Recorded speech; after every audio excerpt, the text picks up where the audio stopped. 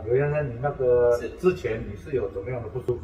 哦，之前就是我只要每天早上起床的话是一定鼻塞，然后而且就是晚上要睡的时候一往后躺，可以很明显感觉到不知道是整个是漏还是吸不到空气。对，就是其实只要晚上一躺着要睡觉的时候，就往后一倒就塞住了。嘴巴就一定要打开。对，嘴巴就一定要打开。然后早上是有的时候可能半夜会咳醒这样。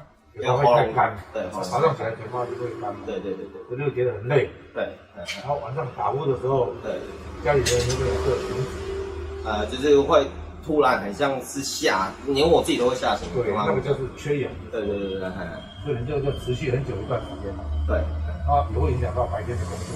对，当然差蛮多。那现在手术完了以后，现在你感觉怎么样？现在基本当然是早上起来第一件事情，我不会再鼻塞流鼻水。对，然后像我现在慢跑，之前跑步机了不起跑20分钟、30分钟就不行，现在可以连续跑1个小时。哦，体力也差很多。对，差蛮多。你空气量改善了以后，对，睡眠品质也提高。对，然后整个身体恢复也很快。对，在运动的时候，你换气的效率变好。对啊，因为现在不用就鼻子也可以同时换气。对啊，整个代谢就好很多。对。所以整个改善，觉得怎么样？大概是200分吧。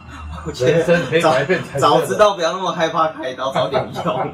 之前当然是怕开刀不敢用了。有的人说觉得他以前是开小话筒，开完刀以后变成开不行。对，真的差很多。好了，拍毕业照。好。